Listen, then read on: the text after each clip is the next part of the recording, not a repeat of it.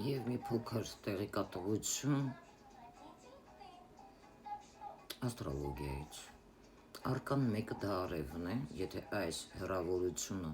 6 աստիճան 25 գրադուս է, լուսինը նոր է այստեղ սկսում աճել։ Տեղեկատվությունը կարող է լինել հետևյալը.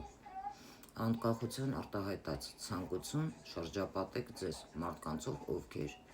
կամ սիրում են ձեզ, կամ ատում են ձեզ։ Հսկայական ոգեշնչում առանձնահատուկ կենտրոնացած անհատականության մասին է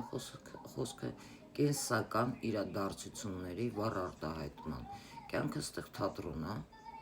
դուք եք որոշում ձեր սեփական դերը այս կյանքում։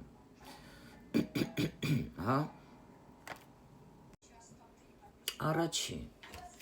այս մեծ արկանը 6 աստիճան 25 գրադուսի մասին է խոսում։ Հասկացաք։ Օրինակ բերեմ երկրորդ արկան, դա բերում է 12 աստիճան 5 գրադուս։ Ներողություն։ Այո, 12 աստիճան 5 գրադուսն է։ Չորրորդը դա օրինակ եմ բերում, հա, 19 աստիճան 15 գրադուսն է։ Դե պատկերացրեք, տարոլոգիան ինչքան մեծ կապ ունի աստրոլոգիայի եւ թվագիտության։ Եվ ես կարծում եմ, աղբը հենց այստեղ պետք է մաքրվի, որովհետեւ շատ տգետներ են, անգամ այս մասին չգիտեն։ Դրա համար պետք է ունենալ սեփական ուղեղ, խելք, գիտելիք, այլ ոչ թե տարուքարտերն առնել ձեր ձեռքը, քնել արտանալ, ասել, որ դուք տարոլոգ եք, ձեզանից ինչ տարոլոգ։ Հաջորդը դա արկանում երկուսն է, հա, որը կապ ունի երկակի արկանայի հետ։ Վերխովնայա ժրիցա է,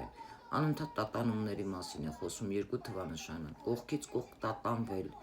ընտրության խնդիրը, արտաքին գործոնների ազդեցությունը, ցավոտ կասկածներ։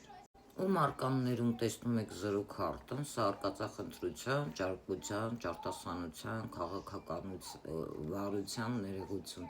ձեռքի խորամանկության և ոչ մի խաբեության։ Ամենավատ դեպքերում այսպիսի մարդիկ կարող են լինել խաբեբաներ, լավ գողեր, աղյուսներ, նրանց հմտությունները նաև կարող են հղկվել տարիների ընթացքում։ Նրանք միշտ լողում են, չեն խեղդվում, բայց գալիս է մի ժամանակ, որ այդ քայլերի պատճառով տուժվում են։ Կանցնեմ նաև 10-ին։